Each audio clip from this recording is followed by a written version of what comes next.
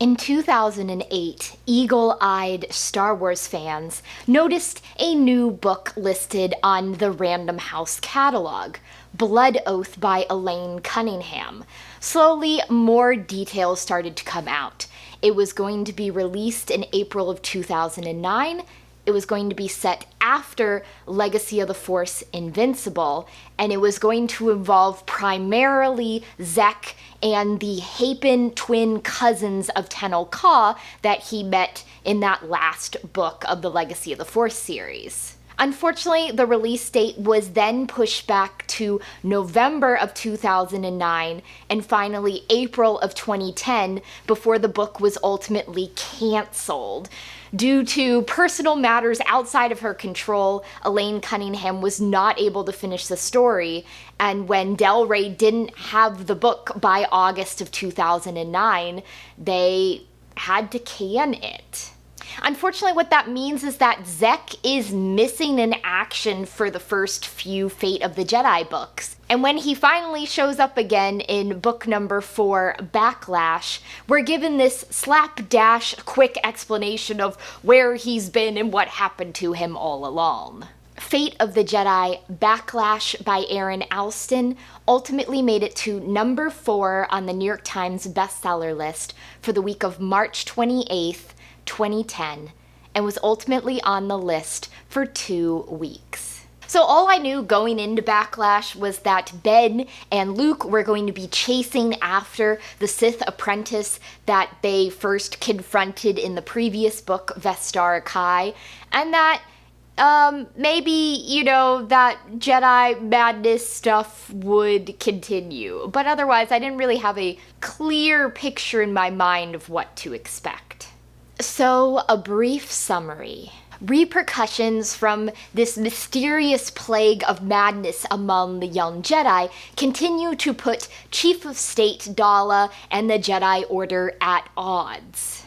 And Han Solo and Leia Organa find themselves placed in an interesting position between the two. Meanwhile, Luke and Ben Skywalker's chase after the masterless Sith apprentice leads them to the wild world of Dathomir. The presence of dark side using Night Sisters may give Vestara Khai the edge she needs to escape their search, and may lead to the Skywalkers fighting not just for their quarry, but also for their own lives. So continuing with the tradition of each Fate of the Jedi book has had some sort of allusion to Homer's Odyssey. Backlash contains one as well, in which Ilana faces off against a wily, one-eyed opponent named Monarg when she's searching for the lost R2-D2. And I think there are some parallels there between Monarg and the Cyclops that Odysseus encounters, in that both Odysseus and Ilana have to outsmart this one-eyed foe. So unlike the previous 3 books, in Backlash, the Han and Leia plot and the Luke and Ben plot for part of the book come together as one, only for them to be split up again.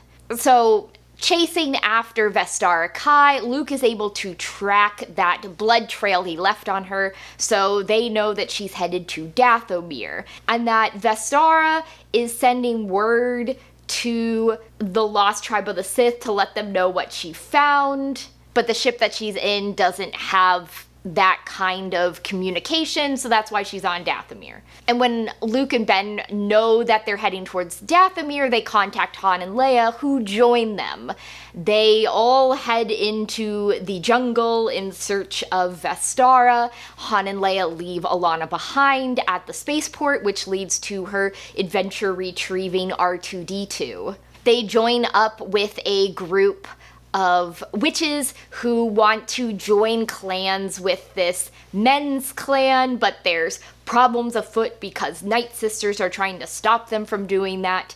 And then Han and Leia have to leave and jet back to Coruscant because, number one, in escaping from Monarg, Ilana sort of, scratched up the Falcon a little, but also they hear word that Again, everyone's surprised by it, but she just did it in the last book. Dala sent Mandalorian mercenaries against the Jedi Order. So they come back, they are approached by Dala, who wants to try to work some sort of agreement out between her and the Jedi.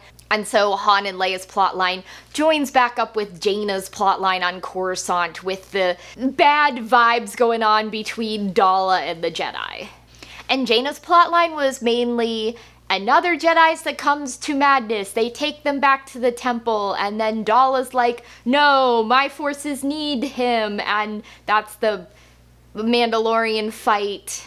And at the same time, someone's trying to kill Jagged Fell, and we learn of this conspiracy within Coruscant higher-ups to remove Jag from power and presumably remove Dala as well and put people that they want in control instead.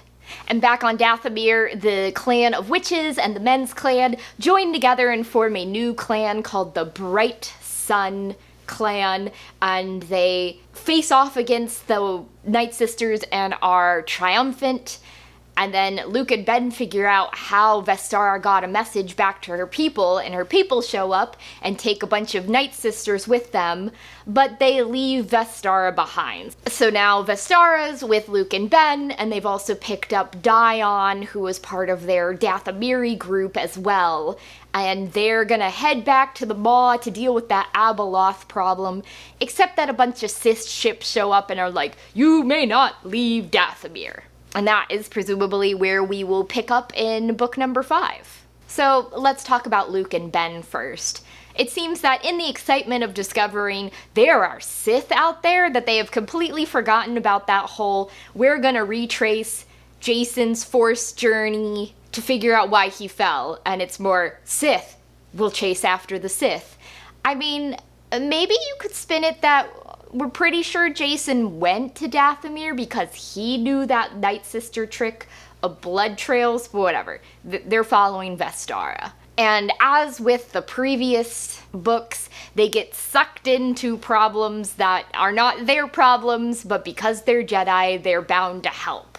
So the Reigning Leaves and the Broken Columns want to join together, but the Night Sisters are definitely trying to sabotage that. So Luke and Ben are trying to unite these two clans and not let the Night Sisters win. And in the end, they get a plot of land where they could build a Jedi Academy on Dathomir again, which is good, I guess. I had remembered that at the very end of The Unifying Force, the last book in the New Jedi Order series, that Kirana T and Streen were headed off to Dathomir, and I guess they did open a school there until Luke pulled them out during Jason's reign of terror, and they just haven't gone back. So it would be nice to see them having operations on Dathomir again. Honestly, Dathomir is a place that I enjoyed revisiting, and we don't really see it a lot. I mean, we obviously saw a lot of it in The Courtship of Princess Leia, but since then, you know,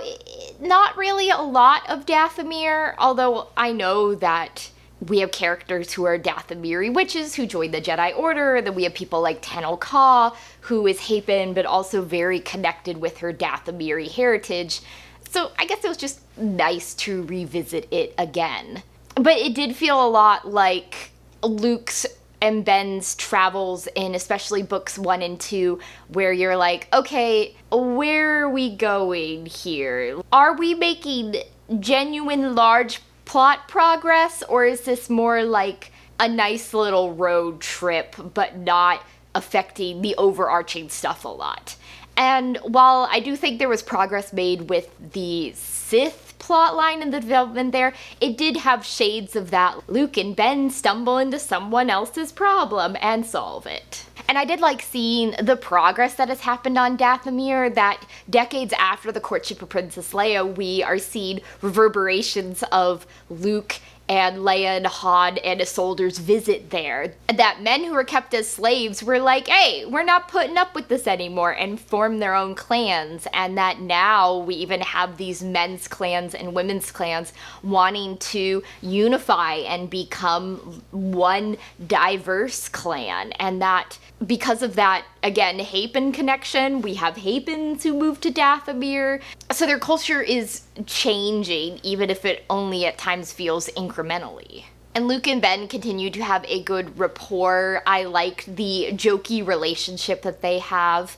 And I also like all the times that Luke lets Ben take the lead, especially in dealing with, you know, unifying these two different clans and then building their defense against the Night Sisters. That Luke is trusting in Ben's insight and Ben's skills to step up to the forefront here and sometimes take charge. We also have the development of a somewhat antagonistic relationship between Ben and Vestara Khai, where he's trying to question her and she's not giving him any answers, and he's like, "This is frustrating," and everyone's like, "Yeah, I mean, that fits. She's a teenage girl. She's not really gonna give you a straight answer for anything."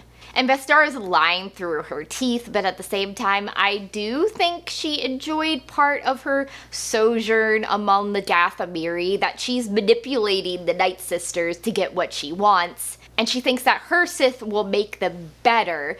But at the same time, I think she also likes the reluctant sense of camaraderie that develops between her and the other witches, and even at times her and the Skywalkers, that they're her enemies, but not always so.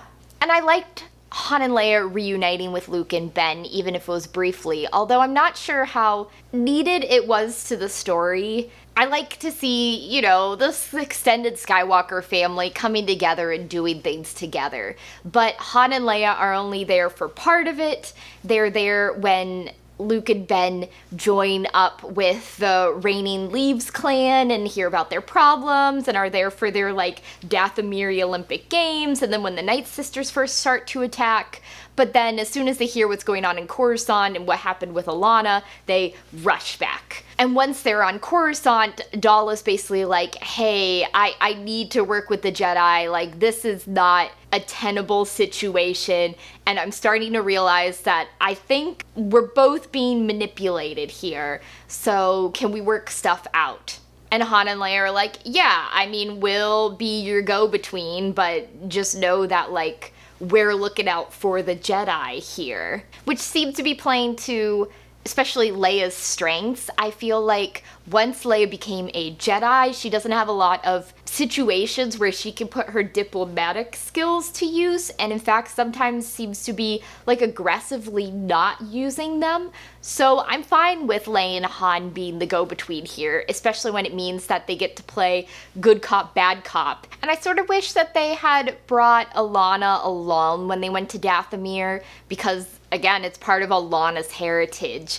Although it does open up that little side adventure that Allana has rescuing R2-D2. But it did feel a bit like, I know that you've got Zekk and his girlfriend in reserves, but, like, Allana doesn't know that. And that is sort of scary to a kid, being like, you're being left all alone while we go off and do something else. Speaking of Zekk, I know this isn't Fate of the Jedi's fault that he's just missing and all of a sudden he shows up with this, like, very quick explanation of, like, "Oh, yeah, he did die and he was, like, MIA for a while and now he's got a girlfriend," the end.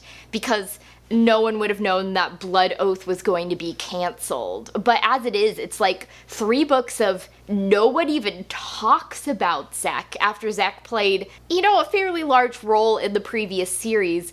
And all of a sudden he's back, but, like, we don't really see him. He's just there as Han and Leia's secret backup. It's a little clunky, and I feel like the lack of that standalone book shows.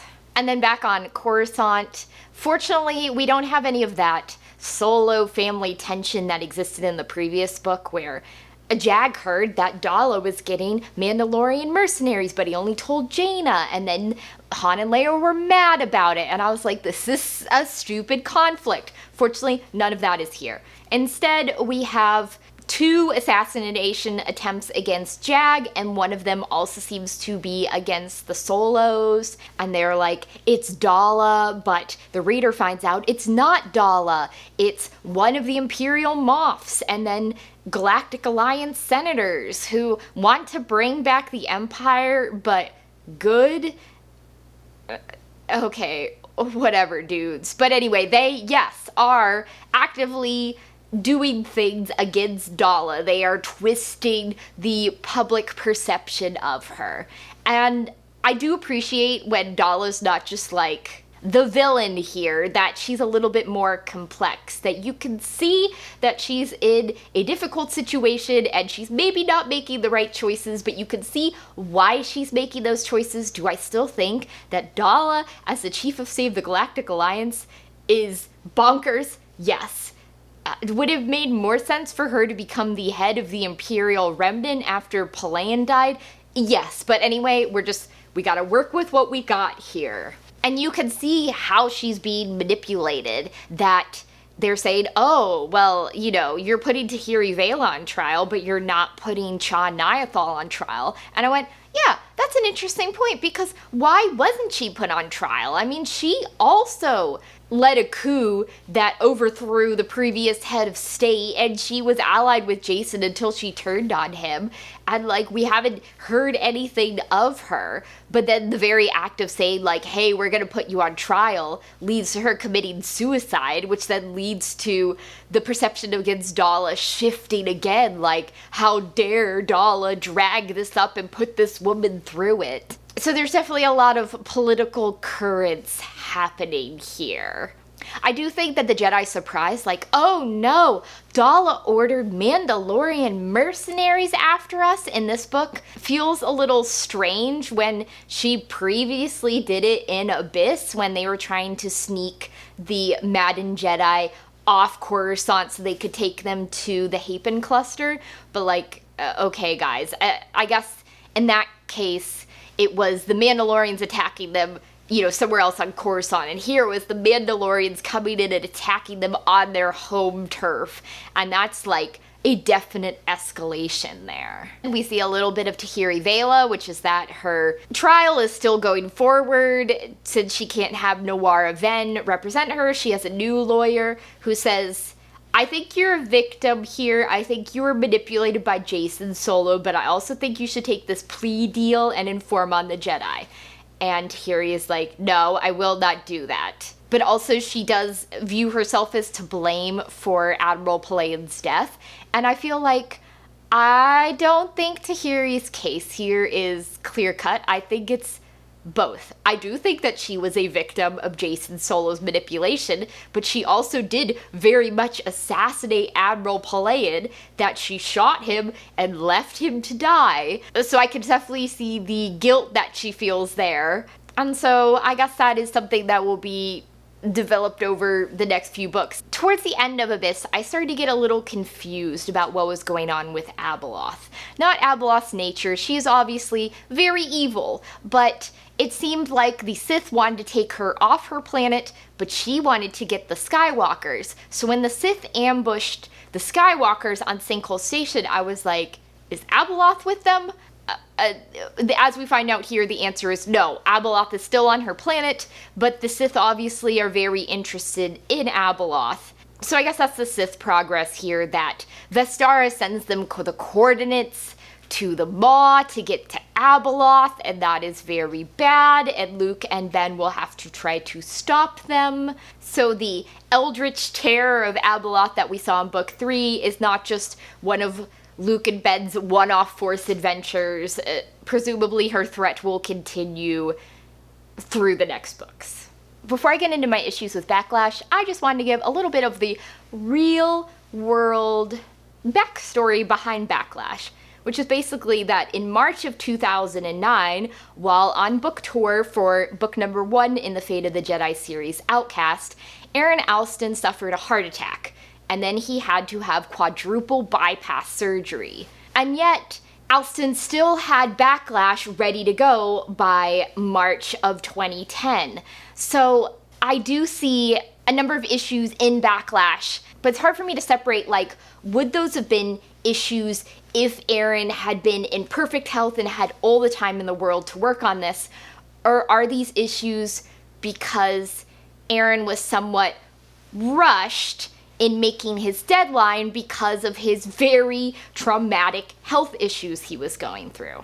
So one of the first one I noticed was just like instances of repetitiveness, where I would have expected an editor to catch this, but an editor didn't. And once I noticed, you know, some of the first examples of it, I started to notice more. So, like, here's a key one.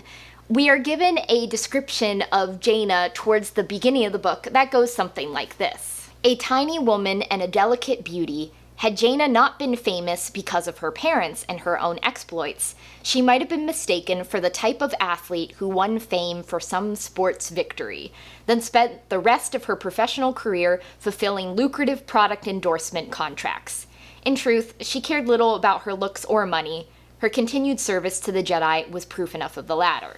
And you're like, okay, Jaina's Leia's daughter, she's a beautiful woman, she's tiny, she apparently looks like an athlete who now does endorsements, which is a strange phrasing, but whatever. But then when we get the chapter with Tahiri, we get a description of Tahiri which runs the following. She knew she did not look like a killer. Tall and blonde-haired, attractive, though she did not enhance her looks with makeup or glamorous clothes, bearing curious faint scars on her forehead from events a lifetime ago. She looked like the sort of athlete who'd won championships early and then returned to a life of endorsing breakfast foods while smiling at the holocams. But it had been a long time since she'd smiled. And I'm like, okay. Again, that is a strange description. But to have it used twice for two different characters, I felt it just didn't feel as tightly edited as I would have expected. My second issue with Backlash is a continuation from my issues with, honestly, books 1, 2, and 3 so far, which is that the Jedi who succumbs to madness in this case is an individual that we just met in this book, and in fact does not seem to be a particularly likable or sympathetic individual. He's a very boring, pedantic person who, yes, it's admirable that he is concerned about the state of slavery in the galaxy, but just does it in a really boring way. We have one scene with him where he's like lecturing the Jedi Council, and the next thing we see, he's like, everyone's imposters, and it has to be stopped by Seagal. So like, if you want me to have an emotional connection to these characters who are falling apart, stop making them people we've just met. And in this case, it's someone we just met and I didn't even like him. I guess my third issue with Backlash was I didn't feel a sense of urgency from it. And that's maybe not something that you really need in book 4 out of a 9-book series. But while I was reading Backlash, I was coming back from an international trip, and then I came home, and then I went back to work, and then we had another hurricane, and then I had to go back to work. And in that time, I finished Backlash, and I didn't feel like I had to immediately pick up book number 5, Allies, and continue the story. In fact, I felt perfectly fine, like, putting Backlash down and being like, And then finally was like, you finished that. You need to do your review now. And I was like, yeah, I did finish it. And I enjoyed it. And I liked being on Dathomir. I liked, seeing more of Vestara Khai. But when I ended the book, it wasn't with that feeling of, oh my gosh, what happens next? It was almost like, okay, that was good. And I think, too, we have the somewhat meandering nature of the plot at times, that I like that Luke and Ben join back up with Han and Leia, but Han and Leia don't need to be there, and in fact take off back for Coruscant halfway through to do the important plot things they need to do. We have some progress on the Sith front, but we don't really have any progress on the Jedi turning to madness plot line. It seems like they had discovered a little bit of information in book number 3 that they were all at the Maw, and then nothing here. And in fact, Backlash seemed to contain a fair bit of setup in that we're setting up this political conspiracy that's going on with Moff Lesserson and the Galactic Alliance senators, which in a way is more setup than I would expect from book number 4 in a 9-book series. So, in short, Backlash was a pretty enjoyable read. We returned to Dathomir, which we had not been to Dathomir in books upon books, and I very much appreciated that. The political climate on Coruscant has gotten a lot more complicated. The Sith now know about the presence of Abeloth, but at the same time, I felt like there was something missing from Backlash, like a sense of importance or urgency to move me through the story, and I'm not sure if I should attribute that to the real life situations behind which Backlash was written or just something else. So next time I'm going to be reading book number 5 in the Fate of the Jedi series, Allies by Christie Golden.